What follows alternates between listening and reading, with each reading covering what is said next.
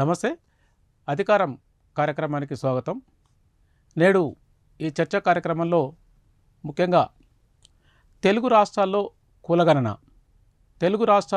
కులగణనకు సంబంధించి తెలంగాణ ప్రభుత్వం ఇటీవల విడుదల చేసిన కులగణన టోటల్గా తప్పుల తడకగా ఉన్నట్టు అనేక సంఘాలు, ప్రజా సంఘాలు, వ్యవస్థలన్నీ కూడా గగ్గోలు పెట్టడంతో తిరిగి తెలంగాణ ప్రభుత్వం వెనక్కి తగ్గి రీసర్వేకు మళ్ళీ మొదలుపెట్టాలని నిర్ణయించుకున్నది. అయితే దీని అంతటికి కూడా తెలంగాణలో ముఖ్యంగా జూలై 30వ తేదీ బీసీ ఇంటలెక్చువల్స్ ఫోరం ప్రముఖ నాయకుడు తీన్మార్ మల్లన్న వారి ఆధ్వర్యంలో ఒక సమావేశం నిర్వహించి ప్రభుత్వానికి అనేక దఫాలుగా ధమికీలు ఇవ్వడంతో తెలంగాణ ప్రభుత్వం చివరికి తలవొగ్గక తప్పలేదు. అట్లనే అనేక సంఘాలు తెలంగాణ ప్రభుత్వం మీద విమర్శలు చేసిన నేపథ్యంలో తెలంగాణ ప్రభుత్వం దిగొచ్చి కులగణనకు రీసర్వేకి అవకాశం ఇచ్చింది. అయితే ఆంధ్రప్రదేశ్లో మాత్రం అసలు ఆ సోయే లేకుండా పోయింది. ప్రభుత్వానికి పత్తాలు లేకుండా కులగణన అక్కడ వ్యవహారంగా ఉంది. ముఖ్యంగా డాక్టర్ జె పూర్ణచంద్రరావు గారి ఆధ్వర్యంలో బహుజన సమాజ్ పార్టీ అనేక పర్యాయాలు మీటింగులు నిర్వహించిన, అనేక సమావేశాలు నిర్వహించిన, అక్కడ బీసీ సమన్వయ కమిటీ ఒకటిని ఏర్పాటు చేసి ఆంధ్రప్రదేశ్లో అంతటి తిరుగుతూ ఉన్న కూడా అక్కడ ఉన్నటువంటి కూటమి ప్రభుత్వం ఇప్పటివరకు కూడా కులగణన మీద ఎటువంటి స్పందన లేకపోవడంతో అక్కడ ఉన్నటువంటి బీసీ జనాలందరూ కూడా అయోమయం పరిస్థితి ఉన్నది. వాటికి సంబంధించిన వివరాలను తెలుసుకోవడానికి ముఖ్యంగా నేడు ఈ కార్యక్రమంలో Telangana BC intellectuals forum chairman T Chiranjeevulu garu, retired IAS officer, అలాగే doctor J Purnachandrarao garu, retired DGP, AP BSP coordinator garu ఈ కార్యక్రమంలో పార్టిసిపేట్ చేస్తున్నారు. అందరికీ నమస్కారం. మొట్టమొదట తెలంగాణ రాష్ట్ర ప్రభుత్వానికి మా ప్రజా సంఘాల తరఫున అభినందనలు. ఎందుకంటే రాష్ట్ర ప్రభుత్వం కులగణన చేయాలనేటువంటి ఒక చిత్తశుద్ధిని నిరూపించుకుంది. అదేవిధంగా అందులో కొంతమంది మిస్ అయినారనేటువంటి రిప్రజెంటేషన్స్ మేము ఇవ్వడంతో వాటిని కూడా వాళ్ళు సహృదయంతో స్వీకరించి రెక్టిఫికేషన్కు ఆర్డర్ ఇవ్వడం జరిగింది నిన్ననే. సో మరి రాష్ట్ర ప్రభుత్వానికి ఈ సందర్భంగా ప్రత్యేకంగా అభినందన తెలియజేస్తున్నాను. అదేవిధంగా రాహుల్ గాంధీ గారు కూడా జాతీయ స్థాయిలో మొదటి నుంచి కూడా వారు సోషల్ జస్టిస్, అదేవిధంగా ఎన్హాన్స్మెంట్ ఆఫ్ రిజర్వేషన్స్ గురించి వారు మాట్లాడుతున్నారు. వారికి కూడా ఈ సందర్భంగా ప్రత్యేకంగా అభినందనలు.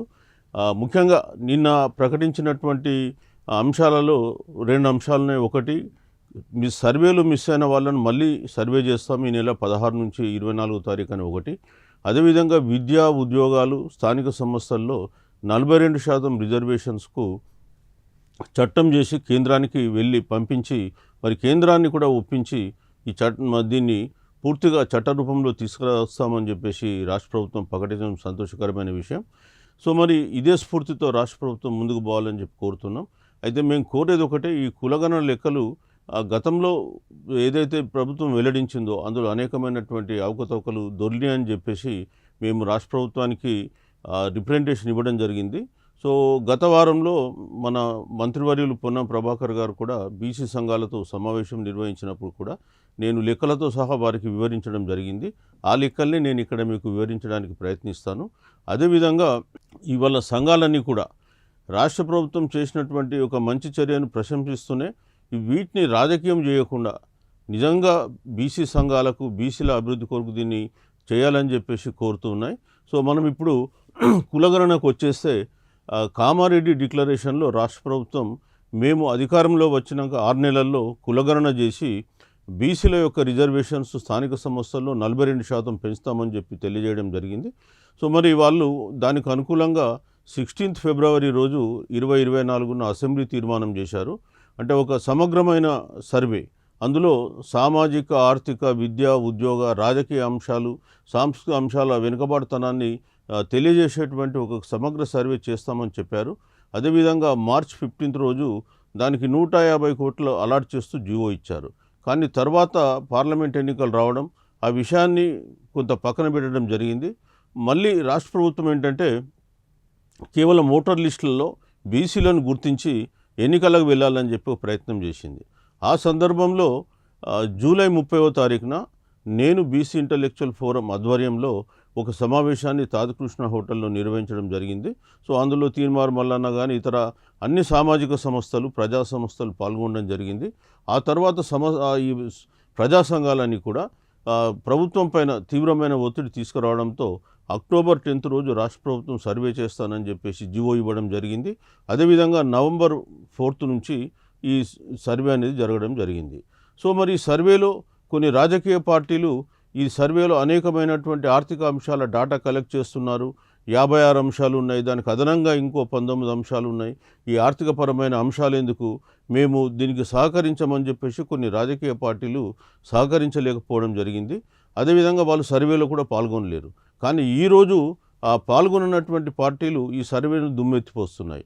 మీరు సర్వేలో పాల్గొని తప్పులున్నాయని చెప్తే పర్వాలేదు, కానీ ఈరోజు మీరు సర్వేలో పాల్గొనకుండా సర్వేను బాయ్కాట్ చేయమని చెప్పేసి మీరు చెప్తూ మళ్ళీ సర్వేలో తప్పులున్నాయని చెప్పడం కూడా భావ్యం కాదు. ఇప్పటికైనా మేము కోరుతున్నాం ఏంటంటే, ప్రభుత్వం మరొకసారి అవకాశం ఇచ్చింది కాబట్టి మీ మిస్ అయిన వాళ్ళందరూ కూడా ఈ సర్వేలో పాల్గొనాల్సిందిగా కోరుతున్నాం. అదేవిధంగా రాజకీయ పార్టీలకు కూడా విన్నపం ఏంటంటే, దయచేసి దీన్ని రాజకీయం చేయకండి. ఈ బీసీల డిమాండ్ ఇది చాలా కాలం నుంచి ఉన్నటువంటి డిమాండ్. ఈ సర్వే యొక్క విశేషాలు, అదేవిధంగా ఈ సర్వేలో జరిగినటువంటి తప్పుల గురించి నేను మీకు ఇప్పుడు తెలియజేస్తాను. సో ముఖ్యంగా తెలంగాణ క్యాస్ట్ సర్వేలో 2 అంశాలను మనం ప్రధానంగా ఇక్కడ చర్చించాల్సిన అవసరం ఉంది. ఒకటి ఏంటంటే జనాభా లెక్కలు, రెండవది బీసీల లెక్కలు. అసలు ఈ తెలంగాణ కులగణనలో బీసీల పాపులేషన్ మనం సెకండ్ మాట్లాడదాం. మొదలు టోటల్ పాపులేషనే ఇక్కడ తక్కువ చూపించడం జరిగింది. వీరి సర్వేలో 3.54 crore పాపులేషన్ రావడం జరిగింది. మిస్ అయిన 3.1 కలుపుకుంటే 11 లక్షలు, 3.65 crore వస్తుంది. కానీ వాళ్ళు 3.70 అన్నారు. కానీ బాబు మీరు 3.70 కాదు, ఈరోజు తెలంగాణ పాపులేషను ఏ విధంగా చూసినా 4 కోట్ల కంటే తక్కువ లేదు. ఈ విషయాన్ని నేను మంత్రివర్యుల సమక్షంలో కాంగ్రెస్ పార్టీ పెద్దల సమక్షంలో విన్నవించడం జరిగింది. సో వాళ్ళు కూడా దానికి సమర్థించారు. ఎందుకంటే దీన్ని 3 రకాలుగా మేము ఆల్టర్నేటివ్స్ ద్వారా నిరూపించడం జరిగింది. సరే, మీరు పాపులేషన్ ఫిగర్స్కి వచ్చేస్తే తెలంగాణలో 1991లో 2.60 crore ఉంది, 2011కి వస్తే 3.09 ఉంది, 2014కి వస్తే 3.50 crore ఉంది. అదేవిధంగా మనము ఇప్పుడు ఈ కొత్త సర్వే ప్రకారము వీళ్ళు లెక్క చేసింది ఏంటంటే, మొత్తం కలిపితే కూడా 3.63 crores వచ్చింది. మిస్సింగ్ పాపులేషన్ కూడా కలిపితే అది 3.70 crore కూడా దాటలేదు. సో మరి 4 కోట్ల పాపులేషను మనం ఒకవేళ డికేడల్ గ్రోత్ రేట్ చూసుకుంటే ఇది మనకు 4 కోట్ల పాపులేషన్ కింద వస్తుంది. సో మనం పాపులేషన్ ఇప్పుడు 2024 చూస్తే దీనికి ఓన్లీ 10% గ్రోత్ రేట్ నేను కలిపితే వాళ్ళు రాష్ట్ర ప్రభుత్వం చేసినటువంటి పాపులేషన్ ఏదైతే వచ్చిందో 3.5 crore అని పాపులేషను, 3.1% పార్టిసిపేట్ కాలేదన్నారు. సో దానికి 10.64 కలిపితే రాష్ట్ర ప్రభుత్వం చేసిన లెక్క ప్రకారం 3.66. అంటే 2014 డాటాకు 2024 డాటా ఇంచుమించు జనాభా ఏం పెరిగినట్టు 0 నెట్ గ్రోత్ లెక్క చూపిస్తుంది. కానీ మనం 10% వేస్తే ఇది సుమారు మనకిప్పుడు 4 కోట్ల 1 లక్ష వస్తుంది. కాబట్టి మేమేమంటున్నామంటే 4 కోట్ల జనాభా తెలంగాణను మీరు తగ్గించి చూపించిండ్రు. 4 కోట్ల 5 లక్షలు దాదాపు ఉంది, 3 కోట్ల 66 లక్షలు వస్తుంది. అంటే 40 లక్షల దాదాపు జనాభా తగ్గుతుంది. మీరు దాన్ని రెక్టిఫై చేసుకోమని చెప్పినాం. అంటే మేము 3 రకాలుగా చేయడం జరిగింది. సెకండ్ వచ్చేసి ఓటర్ లిస్టు డాటా తీసుకున్నాం. ఓటర్ లిస్టులో కూడా 3.32 కోట్ల మందికి ఓటర్స్ ఇచ్చినాం, ఓటర్ ఐడి కార్డ్స్ ఇచ్చాం. అందులో 10% డూప్లికేట్లు తీసేసిన 3 కోట్ల జనాభా ఉంది. అట్లనే ఉమెన్ డెవలప్మెంట్ వాళ్ళది 1 to 6 years కూడా చూస్తే 38.99 lakhs ఉంది. అట్లనే స్కూల్ ఎడ్యుకేషన్ ఇంటర్మీడియట్ తీసుకుంటే వీళ్ళ జనాభా 62.30 ఉంది. అంటే 4.10 పాపులేషన్ ఉంది. అట్లనే ఆధార్ ఎన్రోల్మెంట్ చూసుకున్నా మన దగ్గర 2020 నాటికి 3,80,00,000 మంది ఆధార్ ఎన్రోల్మెంట్ అయ్యారు. గత 4 సంవత్సరాల 6 నెలల నుంచి చూసుకున్నా ఇంకొక 20-25 లక్షలు యాడ్ అయితే 4 కోట్ల జనాభా వస్తుంది. అంటే ఎట్లా చూసినా 4 కోట్ల జనాభా వస్తుంది. మన జనాభా లెక్కలలోనేమో 3,65,00,000 మాత్రం వీళ్ళు తేల్చడం జరిగింది. సో ఈ జనాభాను మీరు సరి చేసుకోండి. తెలంగాణ జనాభాను తక్కువ చూపించడం వలన మనకు వచ్చేటువంటి ప్రయోజనం ఏం లేదు. కాబట్టి దీన్ని సరి చేయాల్సిందే అని చెప్పేసి రాష్ట్ర ప్రభుత్వానికి చెప్పడం జరిగింది. మరి రాష్ట్ర ప్రభుత్వం కూడా ఇప్పుడు మరోసారి అవకాశం ఇవ్వడం జరిగింది. అదేవిధంగా సో ఇప్పుడు ఓసీ పాపులేషన్కి వస్తే కొంతమంది ఏమంటున్నారంటే ఓసీ పాపులేషన్లో ముస్లిమ్స్ కలిసి లేరు, వాళ్ళు యాక్చువల్గా బీసీ పాపులేషను 51% అని చూపించిన దాంట్లోనే వీళ్ళు ఉన్నారని చెప్పేసి చెప్పడం జరిగింది. సో దానికి మేమేం చెప్తున్నామంటే మీరు ఓసీ పాపులేషన్లో ముస్లింలు కలిసి ఉన్నారు. ఎందుకంటే బీసీఈ డాటా అనేది 2014లో కలెక్ట్ చేయబడలేదు. బీసీలో ముస్లిమ్స్ 14 కులాలు ఉన్నాయి. సో ఆ డాటా ఇందులో లేరు కాబట్టి వాళ్ళు ఏం చేశారంటే ఓసీలో కలిపి చూపించారని చెప్పాం. సో దానికి మీ స్టేట్మెంట్ ఇవ్వడం జరిగింది. సో సమగ్ర కుటుంబ సర్వే ప్రకారము 3,64,00,000 డాటా ఉంది మొత్తం జనాభా. దాంట్లో 21% అంటే 76,30,803 మంది రావాలి. అందులో 13% ముస్లిమ్స్ ఉన్నారు అని చెప్పి మేము చెప్పినాము. అయితే కొంతమంది కాలేదన్నారు. సో మేమేమంటున్నామంటే ఇప్పుడు ఎస్కేఎస్ డాటాలో బీసీ, ఏబీసీ, డి గ్రూప్లది ఉంది. ఈ బీసీ పాపులేషన్ 1,85,00,000. కానీ బీసీఈ డాటా లేదు. ఎందుకంటే వాళ్ళు అప్పుడు సెపరేట్గా కలెక్ట్ చేయలేదు. ఇప్పుడు 21% బీసీ ఓసీ పాపులేషన్ అన్నప్పుడు 76,00,000 రావాలి. కానీ ఓసీ పాపులేషన్ ఎంత ఉందంటే రెడ్డిస్ ఇంక్లూడింగ్ కాపుస్ 14,75,000, వెల్మాసు ఇంక్లూడింగ్ ఎల్ఆఫీస్ 1,02,000 మాత్రమే, క్రిస్టియన్స్ 4,48,000, సిక్కులు, బుద్ధులు, జైన్లు కలిపితే 98,000, బ్రాహ్మణ్స్ 3,03,000, కమ్మాసు, చౌదరీసు 2,58,000, తర్వాత కోమటి ప్లస్ గుప్తాసు, అగర్వాల్స్, గుజరాతీస్ కలుపుకుంటే వాళ్ళది ఒక 64,000 ఉంది. వైశ్యాసు మా దగ్గర డాటా లేకుండా ఒక 3,00,000 ఎస్టిమేట్ వేస్తే, తర్వాత 23 కులాలు బీసీల నుంచి డిలీట్ చేశారు.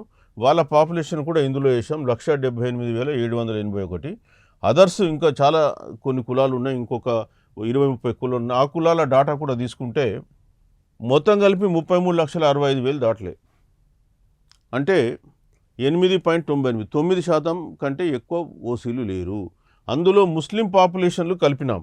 ముస్లింలలో కూడా ఏంటంటే ఈ దూదేకుల, నూర్ బాషా, మెహతర్ అనేటువంటి కమ్యూనిటీసు బీసీలో వచ్చినాయి. కాబట్టి ఈ జనరల్ ముస్లిం పాపులేషన్ నుంచి తీసేసి 46 లక్షలు ఉన్న ముస్లిం పాపులేషన్ 42కి తెచ్చి 33, 42 కూడితే 76 లక్షలు అయింది.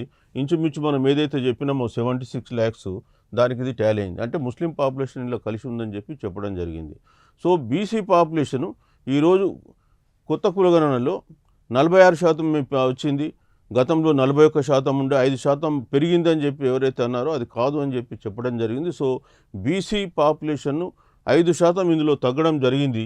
అయితే ఇక్కడ మేమేం చెప్తున్నామంటే ఇప్పుడు తెలంగాణలో ఇక్కడ మనం చూసినట్టయితే ఇక్కడ ఓసీ పాపులేషన్ నేను చెప్పాను 8.9 అండ్ 9%కి అంతకంటే ఎక్కువ ఏం రాదు. సో ఇక్కడ మీరు చూస్తే బీసీలు 51% ఉన్నారు, అక్కడ వచ్చేస్తే 46% మిలుస్తుంది. దాదాపు 5% పాపులేషన్ ఇక్కడ బీసీ పాపులేషన్ తగ్గించారు. సో మరి అది కరెక్ట్ కాదు. సర్వేలో 40 లక్షల పాపులేషన్ తగ్గింది. ఆ పాపులేషన్లో కనీసం 30-35 లక్షల మంది బీసీలు ఉంటారు. కాబట్టి మీరు మళ్ళీ రీసర్వే చేయండి. చేస్తే బీసీ పాపులేషన్ 100% పెరుగుద్ది. సో పెరిగినట్టయితే మళ్ళీ 51%కి ఖచ్చితంగా దగ్గర వస్తుంది అని చెప్పి చెప్పడం జరిగింది. సో మరి ఇప్పుడు బీసీలలో చాలా వరకు ఏంటంటే మైగ్రేషన్ ఉంటుంది. అదేవిధంగా సంచార జాతుల వాళ్ళు ఉన్నారు. ఈ మైగ్రేషన్లో మనం చూస్తే చాలా వరకు వాళ్ళందరూ కూడా ఇక్కడ భీవండో, ముంబాయో, సోలాపూరో ఇంకెక్కడో వెళ్ళినటువంటి చేనేత కార్మికులు ఉండొచ్చు. తర్వాత మహబూబ్ నగర్ లాంటి ప్రాంతం నుంచి వెళ్ళినటువంటి భవన నిర్మాణ కార్మికులు ఉంటారు. సో అదేవిధంగా గల్ఫ్కి వెళ్ళినటువంటి వాళ్ళు ఉంటారు. ఇట్లా రకరకాల కారణాల వలన బీసీలలో ఎక్కువ మంది మైగ్రేషన్ పాపులేషన్ ఉంది. సో వాళ్ళకు ఒక మొబైల్ యాప్ పెట్టేసి వాళ్ళ ఆధార్ అథెంటికేషన్ ద్వారా మీరు ఎన్రోల్మెంట్ చేయిస్తే బాగుంటుందని చెప్పి రాష్ట్ర ప్రభుత్వానికి ఇచ్చాం. సో వారు దానికి సమ్మతించారు. నిన్న చెప్పిన దాంట్లో కూడా వాళ్ళు మొబైల్ యాప్ ద్వారా కూడా చేస్తామని చెప్పడం జరిగింది. అదేవిధంగా సంచార జాతులు ఉన్నారు, అసలు వాళ్ళకి ఇల్లే లేదు. మనం సెన్సస్ చేస్తే ఏం చేస్తామంటే ఈవెన్ రోడ్డు మీద పండుకున్నటువంటి వ్యక్తిని కూడా లేపి, అనాథను కూడా లేపి అతన్ని ఎన్రోల్ చేస్తాం సెన్సస్లో యాక్యురేట్ పాపులేషన్ రావడం కొరకు. ఇక్కడ అట్లాంటివి జరగలే. సో అట్లా కూడా కొన్ని సంచార జాతుల వాళ్ళ పాపులేషన్ తగ్గడం జరిగింది. సో అందుకే మేము మళ్ళీ మీరు మిస్ అయిన వాళ్ళకు ఒక అవకాశం ఇవ్వండి, ఆ వాళ్ళని కూడా ఎన్రోల్ చేయించుకోమని చెప్పండి. ఆ తర్వాతనే మీరు స్థానిక సంస్థల ఎన్నికలకు వెళ్ళాలని చెప్పినాం. సో దానికి అనుకూలంగా కూడా రాష్ట్ర ప్రభుత్వం నిన్న స్పందించి మొట్టమొదట ఈ మిస్ అయిన పాపులేషన్ మళ్ళీ సర్వే చేయడం, అదేవిధంగా లెక్కల్ని సరి చేయడం, ఆ తర్వాత 42% రిజర్వేషన్ను విద్య, ఉద్యోగాలు, స్థానిక సంస్థల్లో రిజర్వేషన్లను పెంచుతూ ఒక చట్టం చేసి కేంద్రానికి పంపించి కేంద్రానికి ఒక డెలిగేషన్ తీసుకెళ్ళి కేంద్రం మీద కూడా ఒక ప్రెషర్ పెట్టేసి దాన్ని ఒక 9th షెడ్యూల్లో ఇంక్లూడ్ చేసేలాగా తమిళనాడు మోడల్లో చేయాలని చెప్పేసి మేము కోరినాం. రాష్ట్ర ప్రభుత్వం కూడా నిన్న అదే విషయాన్ని తెలియజేయడం జరిగింది. సో మరి ఈ రెండు కూడా చేయడంతో బీసీలకు చిరకాల వాంఛ అయినటువంటి వాళ్ళ పాపులేషన్ లెక్కలు రావడంతో పాటు వాళ్ళకు జనాభా దామాషా ప్రకారం కాకపోయినా ఇవాళ జనాభా దామాషా ప్రకారం అంటే బీసీలలో 61% ఉండాలి. ఎందుకంటే 51% హిందూ బీసీలు ఉన్నారు, 10% ముస్లిం బీసీలు ఉన్నారు. 42% వచ్చినప్పటికి కూడా అది ఒక సంతోషకరమైన విషయం. ఎందుకంటే గతంలో 23% రిజర్వేషన్ ఉంది. కాబట్టి ఇప్పుడు 42% అనేది నిజంగా కూడా వాళ్ళు కామారెడ్డి డిక్లరేషన్లో ఇచ్చినారు కాబట్టి దాన్నే మేము అడిగినాం. లేనట్టయితే మేము 61% అడిగేవాళ్ళం. సో అదైనా మాకు చేసి మా బీసీ సమాజాన్ని, బీసీ ప్రజలకు మేలు చేయాల్సిందిగా, సామాజిక న్యాయాన్ని అందించాల్సిందిగా మేము కోరుతున్నాం. నమస్కారం. ఈ రోజున మనం తెలుగు రాష్ట్రాల్లో కులగణన గురించి చూసుకున్నట్టయితే ఒక పక్క తెలంగాణ ముందంజలో ఉంది. కారణాలు ఏమైనప్పటికీ ఇక్కడ కులగణన జరుగుతుంది, అందులో లోటుపాట్లు వచ్చినాయి. మళ్ళీ బీసీ సంఘాలు, బీసీ ఇంటలెక్చువల్ ఫోరం ఆధ్వర్యంలో చిరంజీవులు గారు కానీ, అట్లానే ఎమ్మెల్సీ మల్లన్న గారి కృషి వల్ల కానీ, వివిధ బీసీ సంఘాల కృషి వల్ల ఈ రోజున ప్రభుత్వం అప్రమత్తమైంది. మళ్ళీ రీసర్వేకి ఆదేశించడం కూడా జరిగింది. సరే, ఇది ఎంతవరకు పోతుంది, ఎలా పోతుంది, ఎంత చిత్తశుద్ధి ఉంది అనే విషయంలో కాలమే చెప్పాలి. అయితే ఆంధ్రప్రదేశ్కి వచ్చేటప్పటికి ఏ రకమైనటువంటి కదలిక లేని పరిస్థితులు ఏర్పడినాయి. జగన్మోహన్ రెడ్డి తన హయాంలో మరి సర్వే చేయించాడు, ఆయన ఆ వివరాలు బయటపెట్టల. మరి తర్వాత వచ్చినటువంటి చంద్రబాబు ప్రభుత్వం కూడా మరి అన్నిటి మీద శ్వేతపత్రాలు ఇచ్చారు, కానీ ఈ కులగణన మీద మరి ఒక శ్వేతపత్రం ఇవ్వచ్చు. మరి జగన్మోహన్ రెడ్డి చేసిన సర్వే రైటా, రాంగా, మరి దానికి ఏమన్నా రీసర్వే చేయాలా అనే విషయంలో కూడా అసలు ఎక్కడ నోరు మెదపట్లే.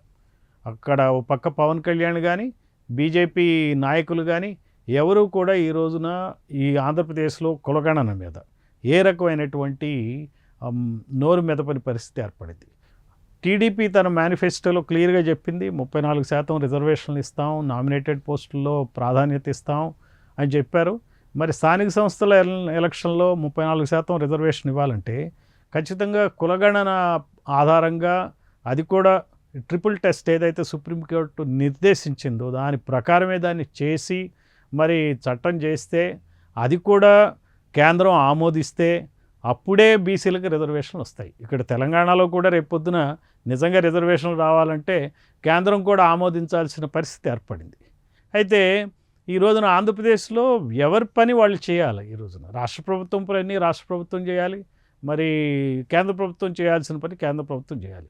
ఎందుకనో హిస్టారికల్గా బీసీల మీద మన దేశంలో ఏ రకంగా కూడా వాళ్ళకి బీసీలని ముందుకు తీసుకెళ్దాం, వాళ్ళని అభివృద్ధి పరుద్దాం అనేటువంటి ఆలోచన ఏ పార్టీకి లేదు. అది లేదనేది చాలా ప్రస్ఫుటం. ఇప్పుడు నెహ్రూ హయాంలో అప్పుడే క్యాస్ట్ సెన్సెస్ చేయాల్సి ఉండే. నెహ్రూ హయాంలో మరి అంబేద్కర్ పుణ్యం అని చెప్పి ఎస్సీ ఎస్టీల కులగణన చేశారు, మతాల కులగణన చేశారు. మరి నెహ్రూ హయాంలో కొన్ని ప్రయత్నాలు జరిగినాయి, అంబేద్కర్ నేతృత్వంలో కులగణన చేయాలని చెప్పేటువంటి జరిగితే ఆయన నెహ్రూ దాన్ని నీరుగార్చాడు. ఆయన ఏ రకమైనటువంటి ఈ కులగణనకి ఆయన ఆదేశాలు ఇవ్వకపోగా బీసీలకి ఓబీసీల రూపంలో రిజర్వేషన్లు రావడానికి దాదాపుగా 50 సంవత్సరాలు పట్టింది. అది కాంగ్రెసేతర ప్రభుత్వం హయాంలోనే జరిగింది. బహుజన్ సమాజ్ పార్టీ నేత కాంశీరామ్ గారి ఆధ్వర్యంలో మరి కొన్ని రోజుల పాటు 10,000 మందితో 48 రోజుల పాటు ధర్నాలు చేయటం ఫలితంగా ఒక ఒత్తిడి క్రియేట్ చేసిన పరిస్థితుల్లోనే అప్పటి కేంద్ర ప్రభుత్వం, కాంగ్రెసేతర ప్రభుత్వం ఓబీసీ రిజర్వేషన్ జరిగింది. సరే, ఆంధ్రప్రదేశ్కి వస్తే ఈ దాదాపుగా 25 సంవత్సరాలు పట్టింది బీసీ రిజర్వేషన్లు ఇవ్వటానికి. మహా బీసీ నాయకులు ఎవరైతే అటు గౌతులచ్చన కావచ్చు, ఇటు మన తెలంగాణ నుంచి శివశంకర్ గారు కావచ్చు, వీళ్ళందరూ కృషి ఫలితంగా 25 సంవత్సరాలు పట్టింది. ఎందుకు ఇలా జరుగుతుంది అని అంటే మెయిన్ మనం ఆంధ్రప్రదేశ్ చూడాల్సింది ఏంటంటే, ఇది ఆంధ్రప్రదేశ్ కాదు, ఇది కులాంధ్రప్రదేశ్. సో కులాంధ్రప్రదేశ్ అంటే ఏంటంటే ఇక్కడ ఉన్నటువంటి పరిస్థితులు మనం చూడాల్సింది. ఈ కులాలు ఏవైతే ఉన్నాయో కమ్మ రెడ్డి కులాల ఆధ్వర్యంలో రాజకీయాలు నడుస్తున్నాయి కాబట్టి కులగణన ఆ రోజు చేయాల, ఈ రోజు చేయాల. గతం రెడ్లు పరిపాలన చేశారు, నీలం సంజీవ్ రెడ్డి నాయకత్వంలో. ఆయన కులగణనకి ఏ రకమైన ఒత్తిడి తేలే, రిజర్వేషన్లు ఇవ్వలే ఆయన హయాంలో. ఆ తర్వాత ఇప్పుడు 1983 నుంచి కమ్మ ప్రభుత్వాలు వచ్చినాయి. ఇప్పుడు ఏదైతే బీసీల పార్టీ అని చెప్పుకుంటున్నటువంటి టీడీపీ కూడా మరి బీసీలకి అన్యాయమే చేసింది. ఈ 2 కులాల ఆధ్వర్యంలో ఈ 4 పార్టీలు ఉన్నాయి, అటు వైసీపీ, ఇటు కాంగ్రెస్, మరి టీడీపీ, బీజేపీ.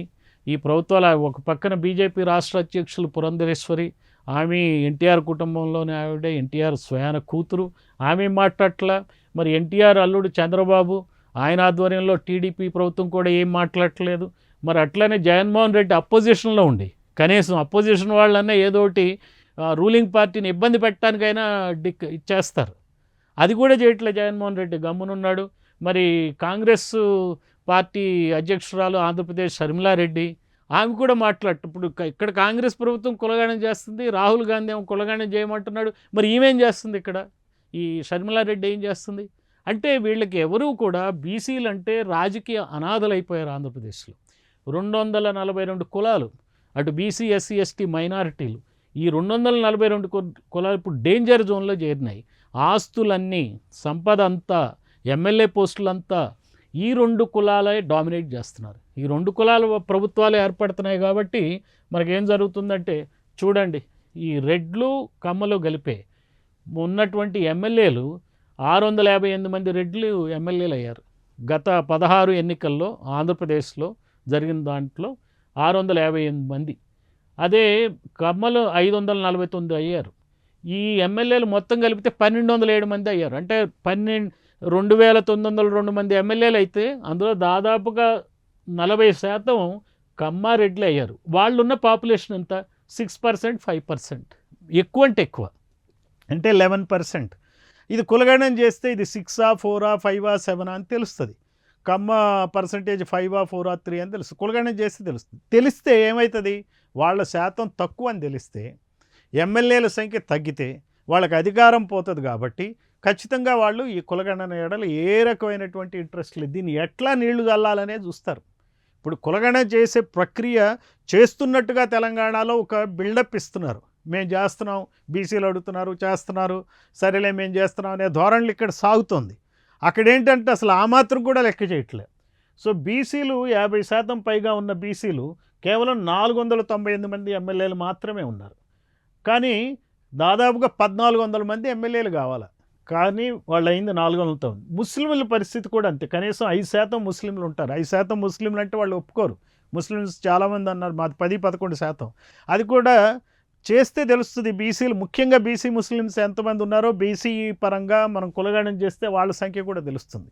తెలిసినట్లయితే వాళ్ళు ఉన్న ఎమ్మెల్యేలు ఎంతమంది అయ్యారు? కేవలం 54 మంది అయ్యారు. అంటే ఈ రోజున బీసీలకి, ముస్లింలకి ఆంధ్రప్రదేశ్లో తీవ్రమైన అన్యాయం జరుగుతుంది. కులగణన చెయ్యందే అసలు ఈ విషయాలు బయటికి రావు. ఈ బయటికి రాకూడదు అనే చెప్పే రెడ్లు, కమ్మలు ఈ రోజున ఉండే పరిస్థితి. ఇది కాకుండా బీసీల్లో కూడా ఈ ప్రభుత్వాలు, ఈ కమ్మారెడ్ల పార్టీలు విభేదాలు సృష్టించడానికి ప్రయత్నిస్తూ ఉంటాయి.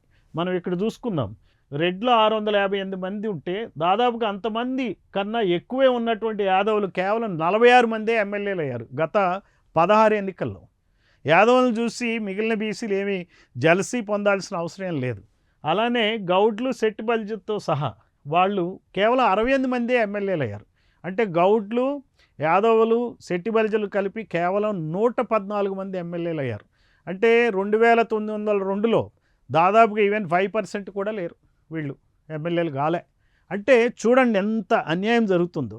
ఒక పక్క బీసీలను విడదీస్తారు, ఇంకో పక్క ఎస్సీలని వర్గీకరణ పేరుతో విడదీస్తారు. ఎస్టీల ఊసు మాట్లాడేవాడే లేడు.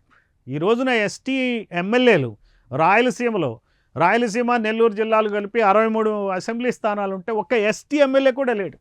అంటే వాళ్ళని ఎవరు రిప్రజెంట్ చేస్తారు? ఈ రోజున ప్రతి పార్లమెంటు నియోజకవర్గంలో ఈ రోజున చూస్తే ప్రతి పార్లమెంట్ నియోజకవర్గంలో 7 ఎమ్మెల్యేలు ఉండాలంటే ఆ 7 ఎమ్మెల్యేల్లో ఈ ఓసీలే, రెడ్లు, కమ్మలే 4 ఉంటున్నారు. అంబేద్కర్ పుణ్యం అని ఎస్సీ, ఎస్టీ ఎమ్మెల్యేలు పోగా మిగిలిందంతా వీళ్ళే. ఎప్పుడో అరకొరగా ఒక బీసీ, ఒక ముస్లిం ఉంటున్నాడు.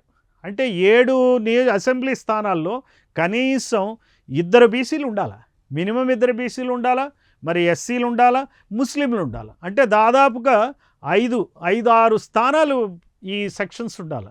ఈ రోజున ఉన్నటువంటి పాపులేషన్ ఏదో కమ్మారెడ్ల పాపులేషన్ ఏదైతే 10% ఉందో, 10% అంటే ఈ మొత్తం 25 పార్లమెంటు నియోజకవర్గాలు ఏవైతే ఉన్నాయో మన ఆంధ్రప్రదేశ్లో 2 కన్నా ఎక్కువ ఉండకూడదు ఏ నియోజకవర్గంలో కూడా. వీళ్ళు 25 అంటే 50 మంది ఎమ్మెల్యేలు ఉంటేనే ఎక్కువ, అది ఎక్కువనే.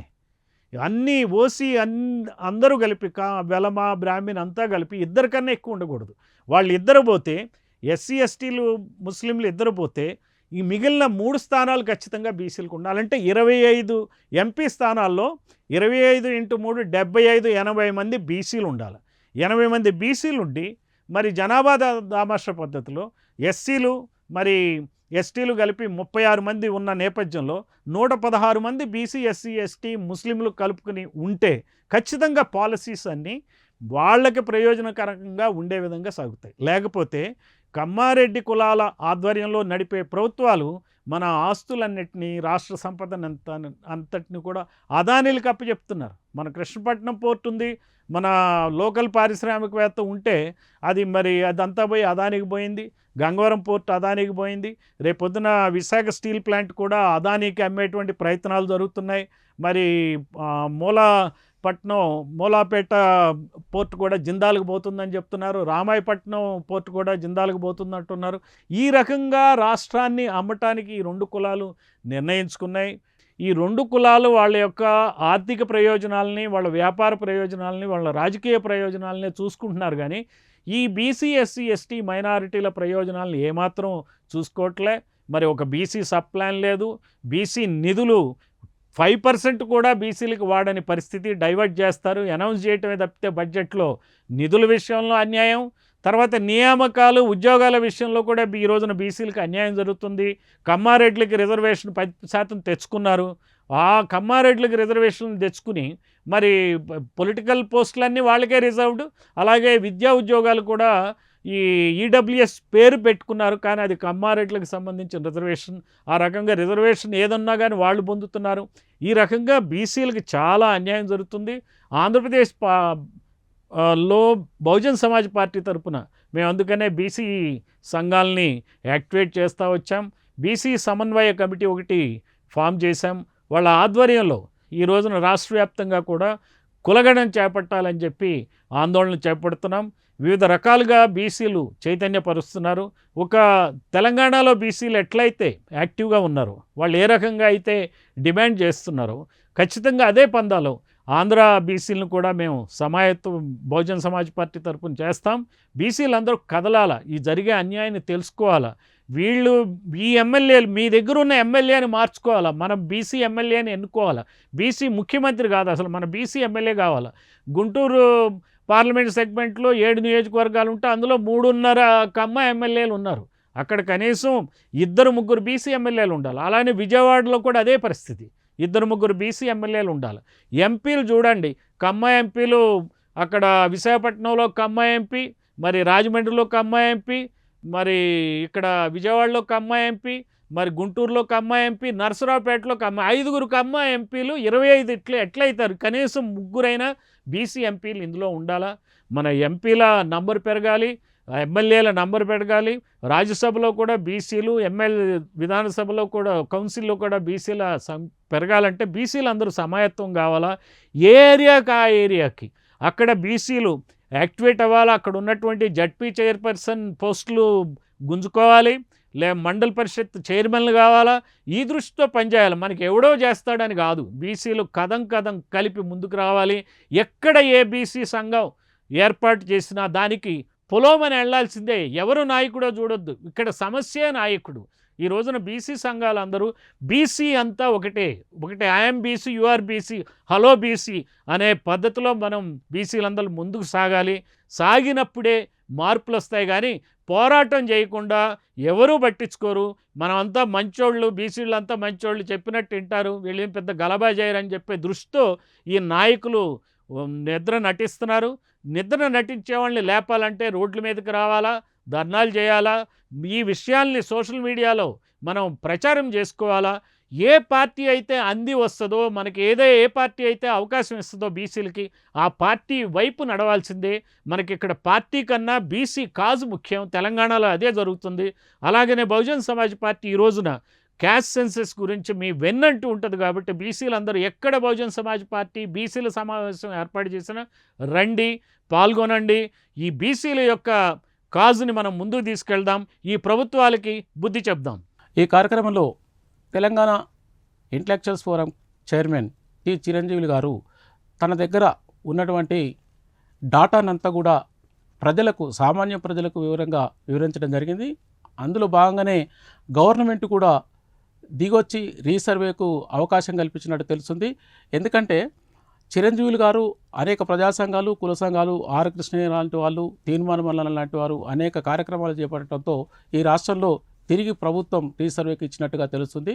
చిరంజీవి గారు చేసినటువంటి మేధోమథనం ఈ అన్ని కార్యక్రమాలు కూడా ఎంతో ఉపయోగకరంగా ఇప్పుడు గవర్నమెంట్కు అవకాశం ఉన్నది. కాబట్టి దయచేసి ఇప్పటికైనా తెలంగాణ ప్రభుత్వం చిరంజీవి సార్ లాంటి మేధావుల సూచనలు, సలహాలు చేసి ప్రజలకు ఉపయోగపడే విధంగా ఈ డాటాని, ఈ కులగణన చేస్తారని ఆశిద్దాం. అలాగే ఆంధ్రప్రదేశ్లో డాక్టర్ జె పూర్ణచంద్రరావు గారు అనేక కార్యక్రమాలు నిర్వహించి అనేక త్యాగాలలో మేధోమథన సలహాలు, తర్వాత సమన్వయ కమిటీల ద్వారా ప్రజల్ని సమాయత్తం చేసి బీసీ ప్రజానీకాన్ని, బీసీ సంఘాలన్నింటినీ కూడా ఒక తాటి మీదకు తెచ్చి బహుజన్ సమాజ్ పార్టీ ద్వారా అనేక కార్యక్రమాలు నిర్వహించినటువంటి పూర్ణచంద్రరావు గారి సూచనలు, సలహాలు కూడా కూటమి ప్రభుత్వం తీసుకొని అక్కడ బీసీలకు న్యాయం జరిగే విధంగా గవర్నమెంట్ వ్యవహరిస్తుందని ఆశిద్దాం.